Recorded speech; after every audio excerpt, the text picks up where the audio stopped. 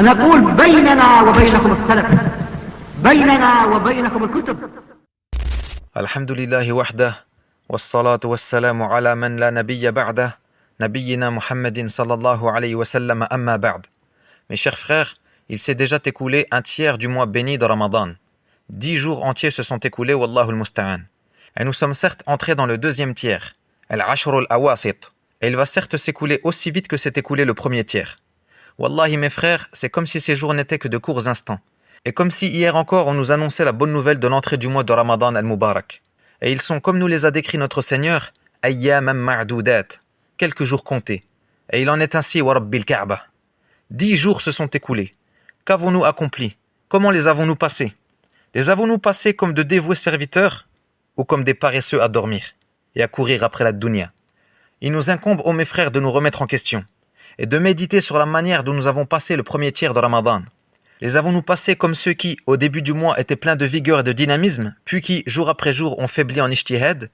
Ou les avons-nous passés au contraire comme al-akhyar, ceux qui, jour après jour, ont augmenté en ijtihad et redoublé d'efforts dans l'obéissance à Allah Azza wa Jal et dans ce qu'Allah aime et agrée?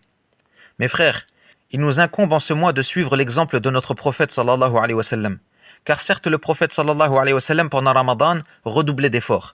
Et il redoublait encore plus d'efforts pendant le dernier tiers de Ramadan. وَكَذَلِكَ سَلَفُنَا الصَّالِحِ. Et c'est ainsi qu'étaient également nos pieux prédécesseurs. Il nous incombe donc, ya ikhwa, de profiter de ce qui reste de ce mois. Car Allahu A'lam, il se peut que cette occasion ne se représente pas et que ce soit notre dernier Ramadan.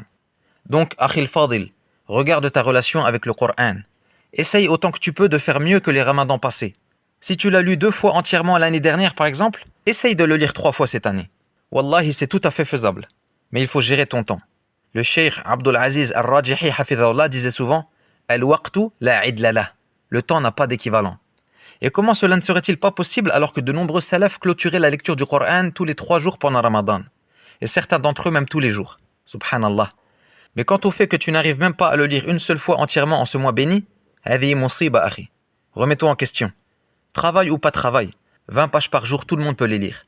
Et quant à ceux qui ne le lisent pas du tout car ils ne savent pas encore lire l'arabe, alors qu'ils ont staqam depuis peut-être 2 ou 3 ans, à cela nous disons Inna lillahi wa inna ilayhi raji'un. Donc, ikhwa, quelqu'un qui se dit suivre le manhaj des salafs ne se contente pas de jeûner le jour et de prier at-tarawih la nuit. Ça, c'est le minimum. Même les awam le font. Ijtahidu ya ikhwa. Qira'a, sadaqa.